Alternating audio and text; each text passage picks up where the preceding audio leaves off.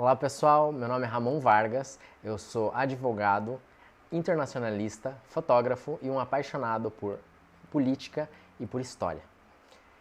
Esse aqui é o segundo vídeo de uma série que eu vou criar para vocês falando sobre o conflito Israel-Palestina. Se você não assistiu o primeiro vídeo, eu vou deixar um card aqui no cantinho e você clica nele e você vai direto para o primeiro vídeo, porque é importante seguir essa sequência para você entender todos os assuntos que eu vou tratar aqui. Tá certo? Então no vídeo de hoje eu queria contar para vocês um pouco da importância histórica e da importância religiosa para ambos os povos nessa região do conflito. Conforme eu falei no primeiro vídeo, o conflito Israel-Palestina ele pode ser sintetizado pela disputa de uma porção de território, aquela porção que fica ali no Oriente Médio, localizado entre o rio Jordão a leste, o mar Mediterrâneo a oeste.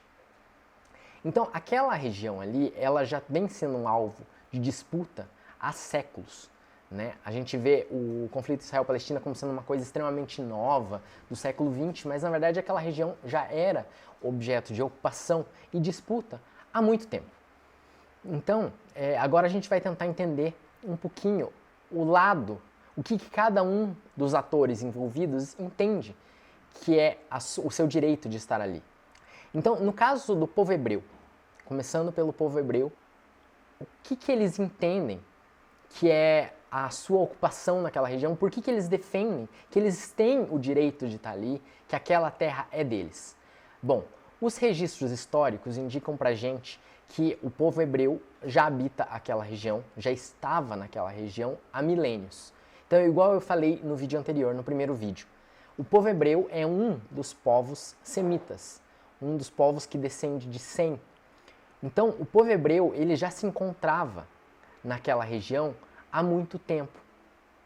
Eles defendem que os patriarcas da religião judaica, então Abraão, Sara, Rebeca, Léa, as mulheres de Abraão e os seus descendentes já estavam lá.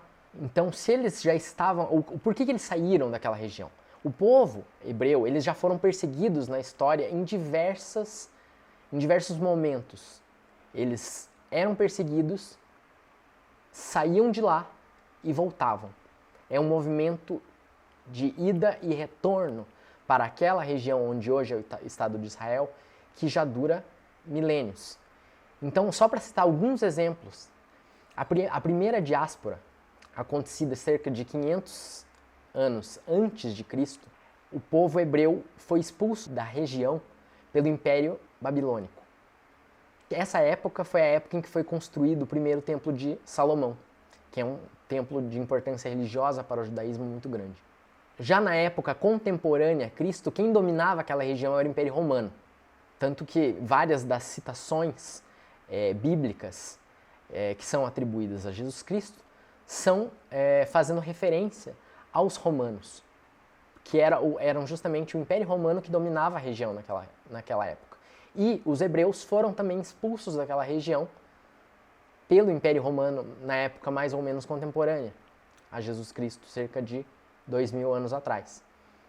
Aí no ano 70, depois de Cristo, o segundo templo de Salomão, que tinha sido criado no mesmo local do primeiro, foi destruído, que é onde hoje se encontra o Muro das Lamentações, que também é sagrado para eles.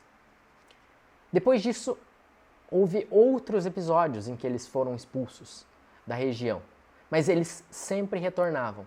Então, há um discurso territorial de que aquele é o lar do povo hebreu, é o lar dos judeus, que remete a milênios. E é por isso que eles defendem que eles têm o direito de estar lá. Por outro lado, os povos árabes também dizem a mesma coisa. Os registros históricos também indicam que os árabes sempre estiveram habitando naquela região do Oriente Médio. Então os povos árabes, a exemplo do povo hebreu, também é um povo semita, um povo que descende de Sem, assim como os povos túrquicos, os acadianos, assírios, fenícios e tantos outros povos. São povos semitas e eles também estavam naquela região, na região do Levante.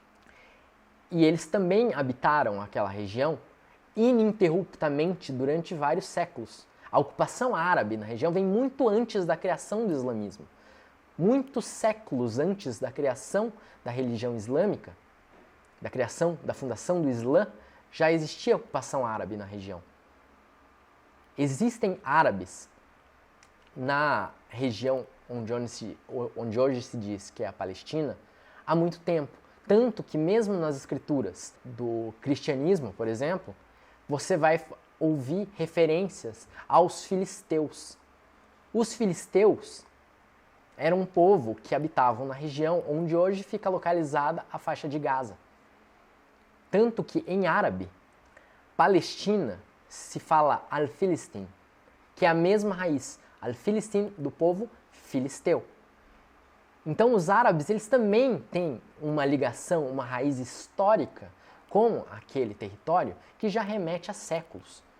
É difícil dizer historicamente quem estava antes, se era o povo hebreu, se eram os povos árabes ou se eram efetivamente contemporâneos. O fato é que ambos os povos já estavam lá há muito tempo. E para as religiões? Por enquanto eu falei aqui da parte territorial.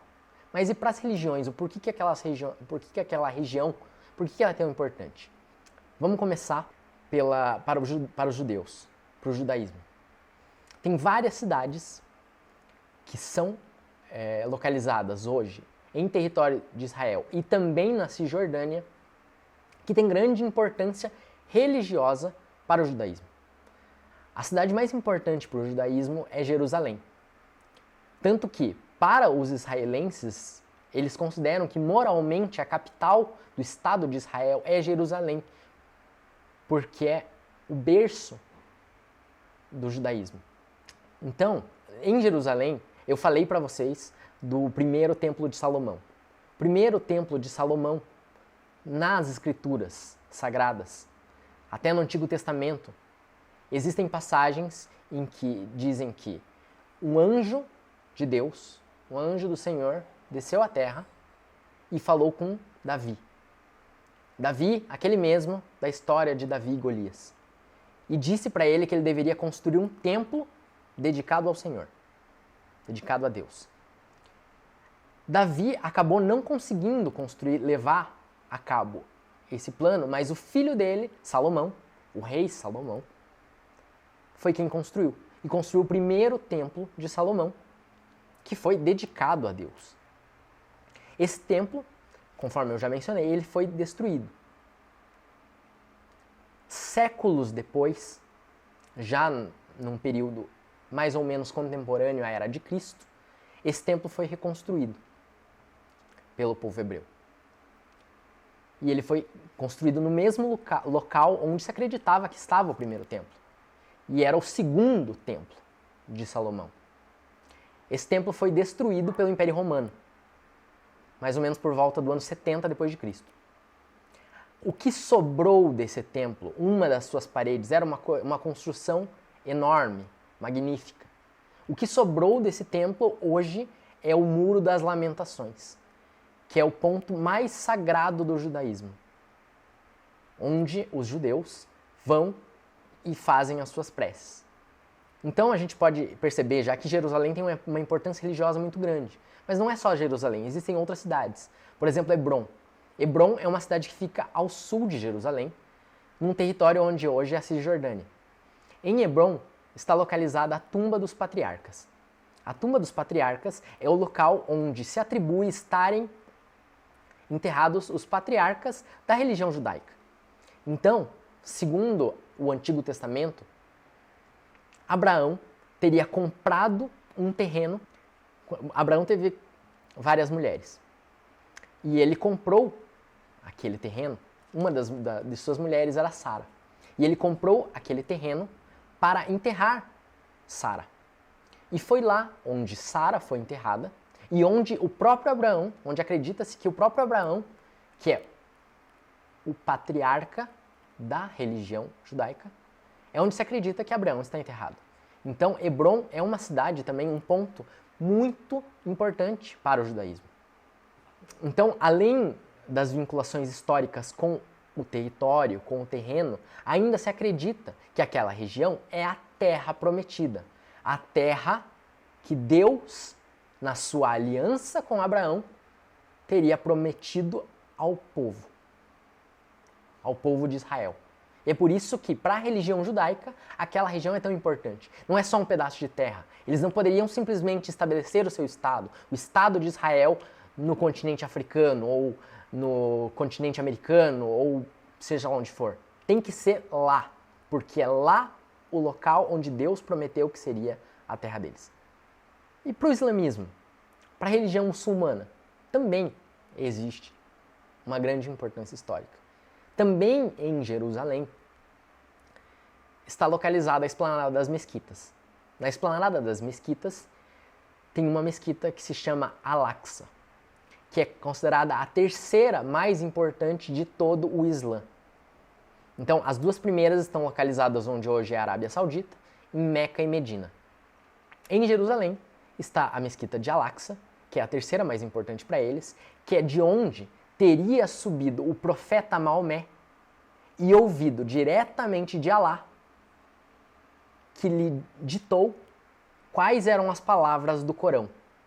Então Maomé, segundo a religião islâmica, teria ouvido e passado para o papel, passado para o material, as palavras que Alá lhe ditou, que seriam os mandamentos sagrados, os comandos sagrados da religião islâmica.